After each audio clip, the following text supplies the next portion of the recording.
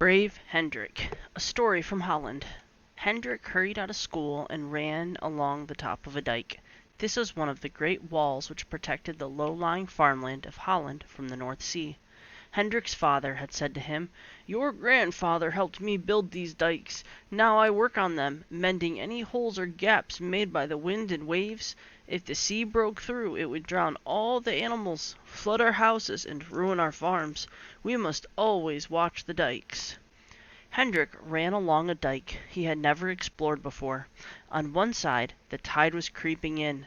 On the other side was his uncle's farm. It was very quiet that evening. Just as the sound of the waves lapping against the dike, Hendrick was turning around to go home when he heard a noise. He listened for a moment. He could hear a trickle of water.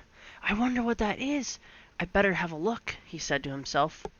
He scrambled down the dike and ran along it until he found where the noise was coming from. There was a very small hole in the dike, and the water was trickling through. Hendrick knew that soon the tide would come in, and the sea would quickly make the hole bigger and bigger, washing away the clay and stones until the water gushed through. "Help! Help!" he shouted, but there was no answer. He stared at the hole, wondering what to do. "If I run home and tell my dad, it may be too late when he gets here, and the water will be roaring through by then," he said to himself. "I must do something." He looked at the hole, and suddenly he had an idea. He pushed in his finger and gasped with relief when no water came out. He had stopped the leak. Leaning against the dike, he shouted, "Help! Help!" until he was hoarse. Hendrick shivered in the wind. His finger in the hole was so cold that he couldn't feel it. It was growing dark, and he could hear the sea thundering against the other side of the dike. He was beginning to feel really scared. "Please! Please! Someone! Come and help me!" he cried. Hendrick didn't know how long he had been crouching against the dike. "They must miss me by now," he said to himself. "They must be looking for me." He thought of his warm, snug house, his mother getting supper, and wiped away a few tears. "I'm not going to give up," he said out loud. "I'm nearly 10, and I'm not going to give up." Shivering with cold, he wrapped his coat tighter around him.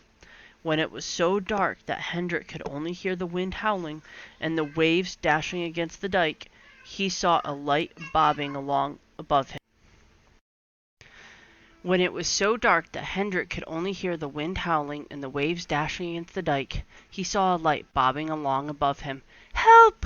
Help! Help me!" he croaked. The light stopped, and a man with a lantern looked down. "Who's there?" he called, climbing down. He held up the lantern and looked at Hendrick. "What's a little lad like you doing out here on the dike at this time of night?" he growled. Hendrick, trembling with cold, managed to tell him all about the trickle of water. "Hold on a little longer, and I'll soon get help," said the man.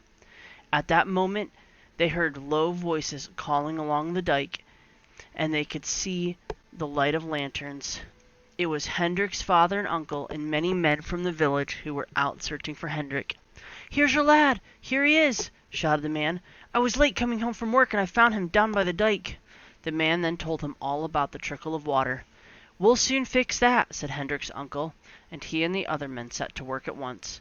Hendrick's father rushed down the dike and picked Hendrick up. He wrapped the shivering boy in his coat before carrying home. "Don't you worry about that dike any more. It's mended now," he said. "What you need right now is a good hot supper and a warm bed. You're a very brave boy, and I'm proud of you.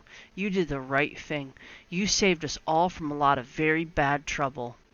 This happened a very long time ago, but in Holland they still tell the story of the brave boy who kept his finger in the dike. The end.